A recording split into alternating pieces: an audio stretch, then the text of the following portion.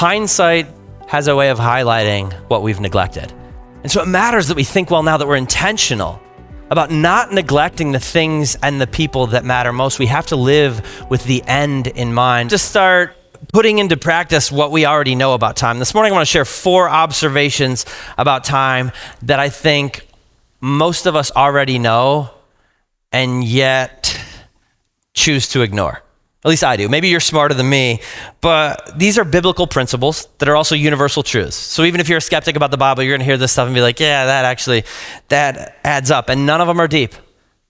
I'm not going to blow anybody's mind this morning, but I think it matters to talk through this because it's stuff that we get intellectually, but if we don't live it out, it makes no difference. You know, the Apostle James, this is an encouragement. In his creatively titled book of the Bible, James, he said, if you don't do what you know, you're a fool. So you're welcome for that. Here we go. Here's 4 things you already know and don't do, like me. Number 1, small investments make a big difference over time. Incremental investments yielding exponential returns is just as true. It's maybe even more true with our time as it is with our finances. Like putting in a little bit of time, creating regular disciplines and habits has a cumulative effect in our lives. Like if you exercise 30 minutes a day, 5 days a week, and you do that week after week after week, year after year after year, you will see results. If you're like, all right, I'm going to prioritize my family 2-3 nights a week. We are going to sit down. We're going to have dinner at a table together. If you do that year after year after year, you will create something.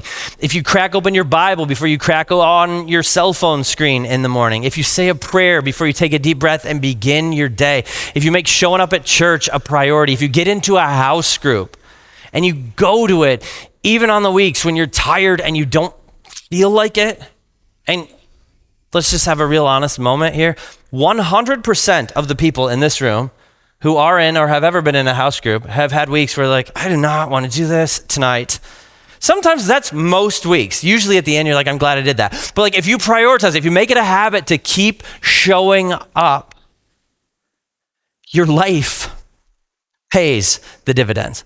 Like I'm standing here, my family is standing here as an example of doing life and faith with a close community over time. And we all know that. We all know that incremental investments pay off over time, but the catch is, like, it's hard.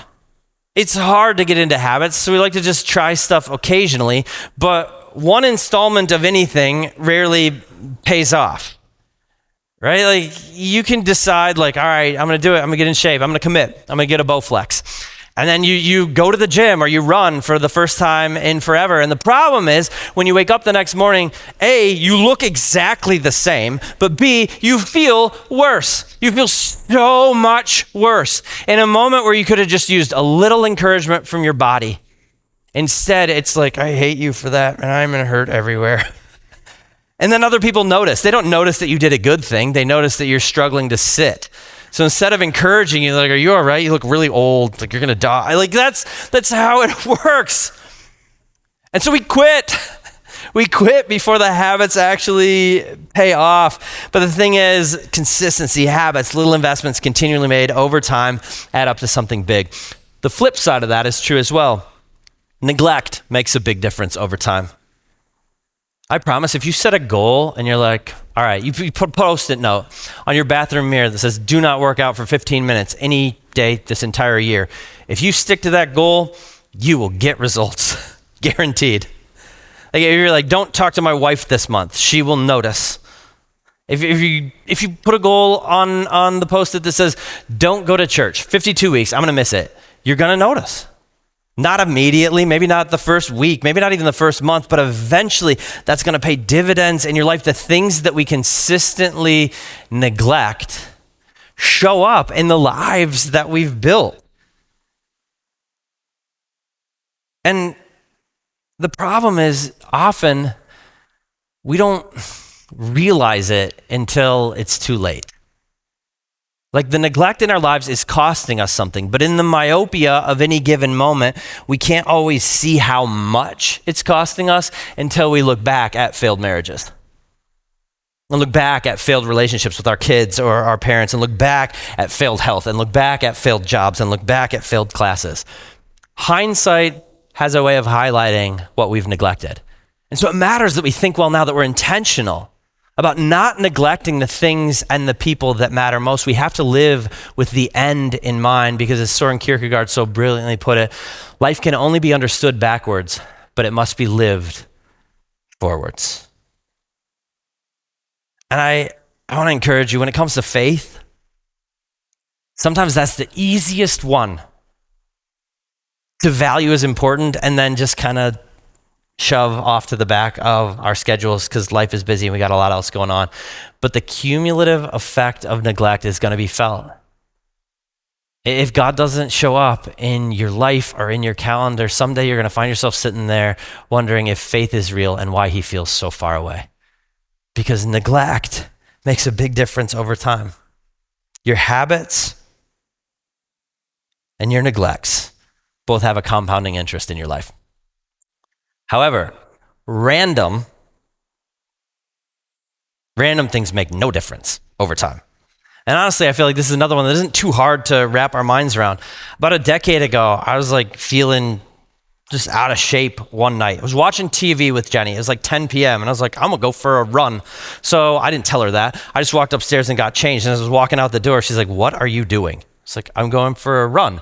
And she said, now? Why? You don't run, which I didn't. And then the next day I felt really sore. So I didn't run again. I haven't run again since then. I don't believe in running. I don't like it at all. But a decade ago, I went for one random run. And you know what that added up to in my life?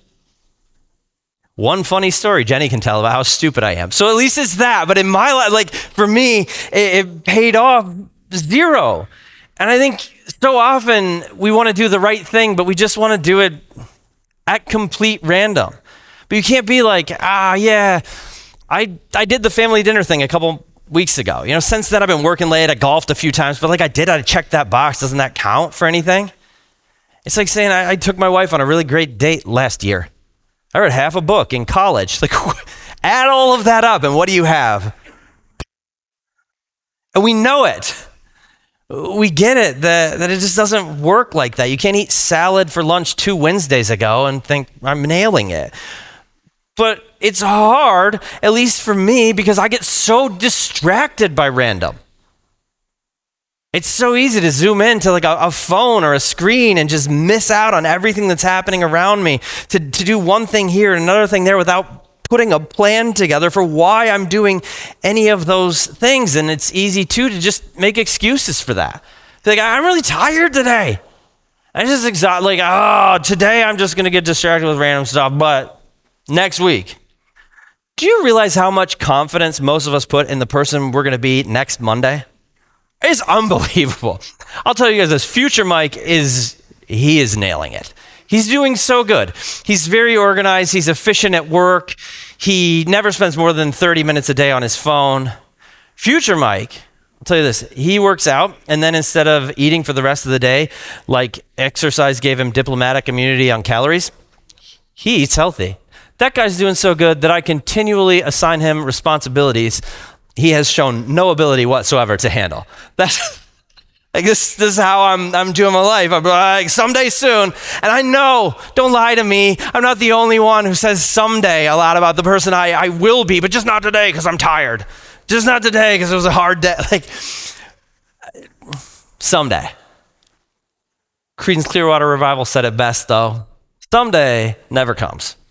Someday never comes. It just turns into regret that we should have and we didn't. And then time keeps moving on. It's linear.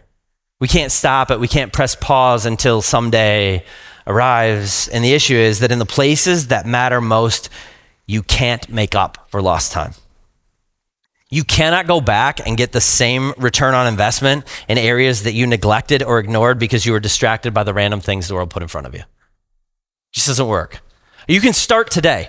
I don't care what story you've lived. I don't care what chapter you're in. You can absolutely today begin aiming your life in a completely different direction. But you cannot ever go back and reclaim what was lost in the moments that you weren't intentional about.